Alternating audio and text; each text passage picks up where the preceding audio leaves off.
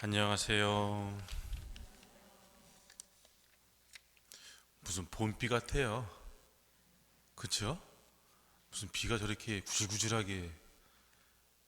제가 시카고에 와서 저렇게 오늘 요즘 날씨처럼 구질구질하게 뿌리는 비는 별로 못 본 것 같아요. 쏟아지면 확 쏟아지고 그냥 끝나면 끝나지 구질구질하게 오네요. 그래서 이런 때는 차를 타고 오기도 그렇고 걸어오기도 그렇고 그런 날 아주 애매한 날인 것 같아요. 하여간 요새 요번 앞으로 주간 보니까 해 나올 일은 별로 없고 계속 흐리거나 비 오거나 눈으로 돼 있더라고요. 예, 그래서 이런 때 뭐 조심해야죠? 감기도 감기지만 우울증 걸리지 않도록. 예, 해를 못 보면 사람들이 우울증 걸려요. 그러니까 항상 뭔가 활동성 있게 움직여야 되지 않나라는 생각이 들어요. 그 저도 기억에 제가 예전에 연평도에 있었는데 어, 거기 한 봄에는 그 해무가 너무 많이 껴가지고 거의 뭐 그 저는 그렇게까지는 경험 안 했는데 한 보름 정도까지 제가 해를 못 본 적이 있어요.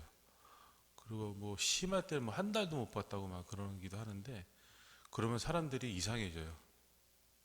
막 괜히 별거 아닌 거에 막 짜증내고 화내고 이게 이제 그런 거에 해를 못 보면 사람이 또 그런 게 있다고 하더라고요. 그래서 항상 이제 긍정적인 마음을 갖고 좀 활동적으로 움직여야 그걸 이겨낼 수 있다고.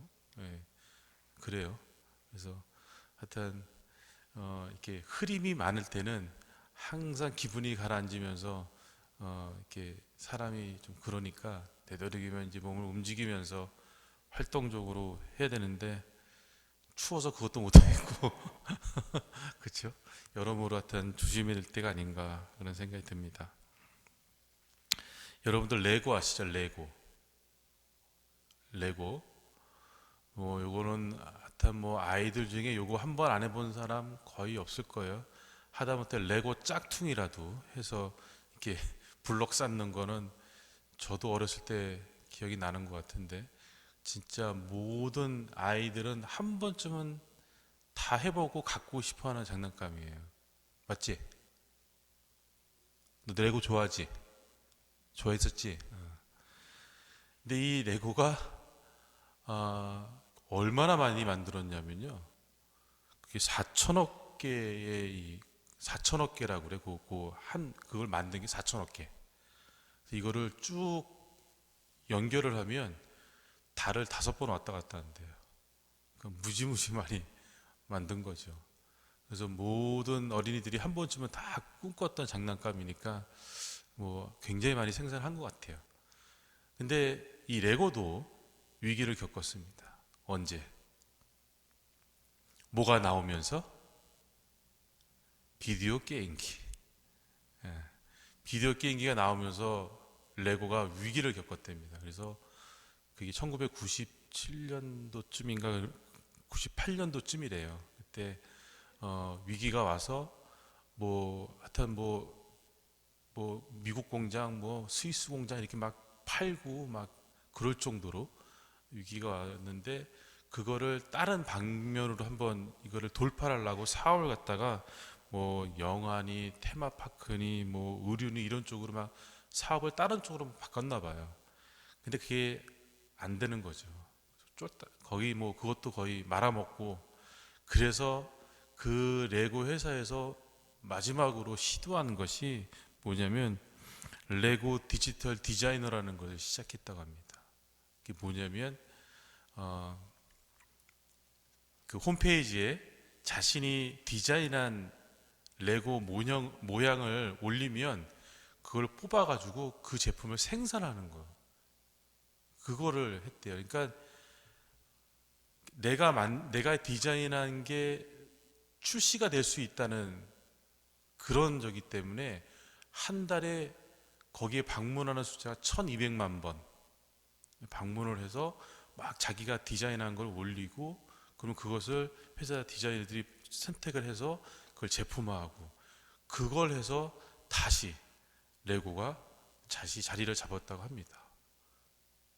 그것도 굉장한 아이디어였던 것 같아요. 그래서 거의 망하기 직전인데 그런 걸로 인해서 다시 회생을 했다고 합니다. 결국 보면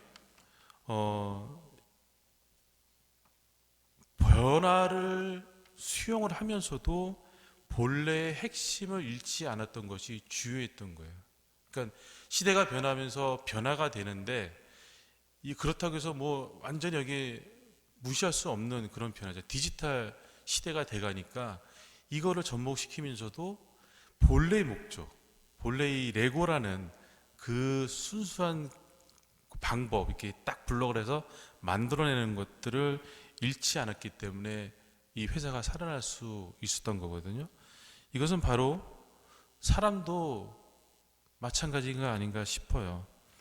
마음속에 중심은 분명히 잡고 있으면서도 목적을 잃지 않고 변화에 내가 잘 적응해 나갈 때 그 사람은 발전해 나갈 수 있지만 그런 거에 따라가지 못하거나 아니면 내 중심도 잃어버리고 완전히 그쪽으로 넘어갔다고 그러면 뭐 문제가 심각하게 되죠. 그래서 중심은 본래의 목적은 잘 잡으면서도 변화에 내가 잘 적응해 나가는 것이 발전할 수 있는 아주 중요한 키포인트인데 아마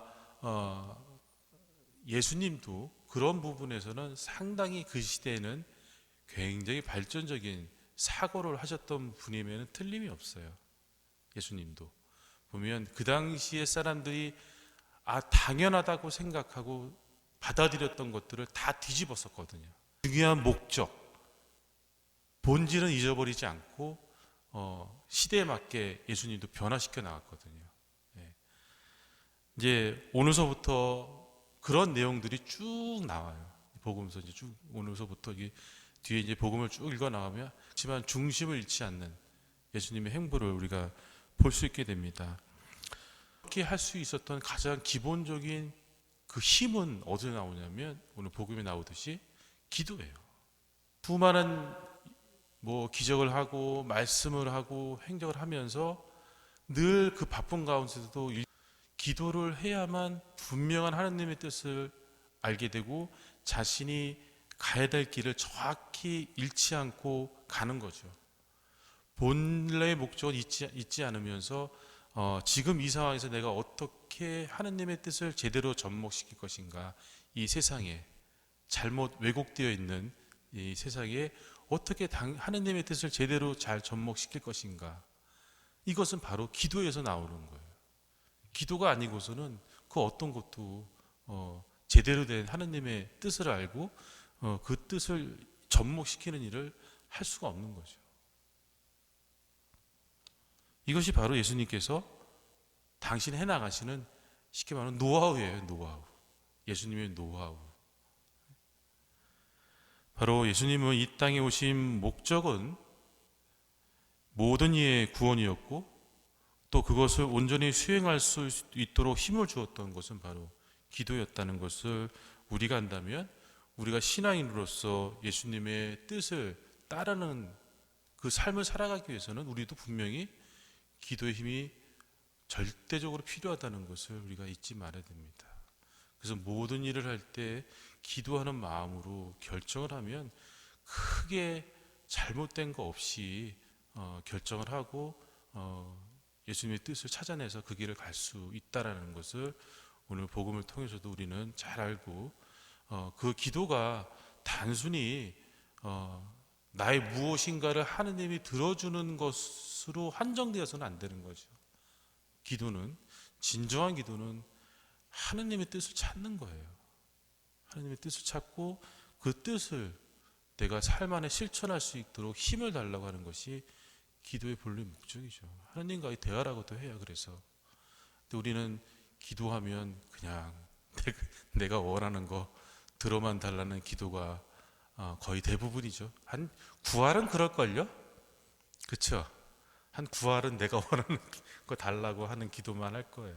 그렇지만 우리가 그 90%를 차지하는 그 기도의 내용이 조금씩 줄어들 수 있도록 80%, 70%. 그래서 나중에는 정말 주님의 뜻을 찾고 그 주님의 뜻대로 내가 살아갈 수 있도록 노력하는 그런 길로 갈 수 있도록 기도하는 것, 그것이 바로 구원의 길입니다. 그것이 구원의 길이죠. 그러한 삶으로 우리가 나갈 수 있도록 늘 잊지 말고 그렇게 살아가야 된다는 거, 우리가 노력해야 되는 거. 아마 죽을 때까지 여러분들이 가져가야 될 숙제일 수도 있고, 어쩌면 죽기 직전에서도 그냥 아이고 그게 안 됐는데 하면서 하나님 나라 가는 거 무서워하고 거부하는 그런 사태가 벌어지지 않도록 우리는 늘 준비하면서, 기도의 삶은 바로 하나님의 뜻을 찾아가는 것이라는 것을 오늘 예수님의 모습을 통해서 다시 한번 잊지 않았으면 좋겠습니다.